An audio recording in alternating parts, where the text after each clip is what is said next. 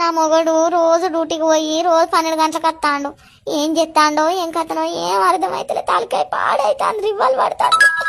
ఇప్పటికి మొగని గురించే దాస. తినబోదామంటే తిండి పైన పడతలేదు, పండు పోదామంటే నిద్ర పడతలేదు. ఇక నా మొగడు ఏం చెప్తాడో ఏం కథనో ఎప్పటికి ఇదే దాస. మరి ఊకి ఇదే దాస పడుతుంది.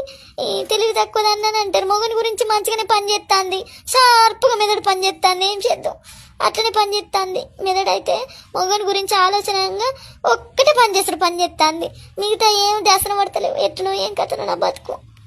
ఎక్కడెక్కడ గుమ్మడికాయలు చూస్తాడో ఏం కథన. అయినా నేను గుమ్మడికాయలు చూస్తూ ఊకుంటున్నా? నేను ఊకోను. కాలు రెక్కలు ఇరిసి కుప్ప పెట్టను, అట్లా గుమ్మడికాయలను చూసుకుంటా అత్తే.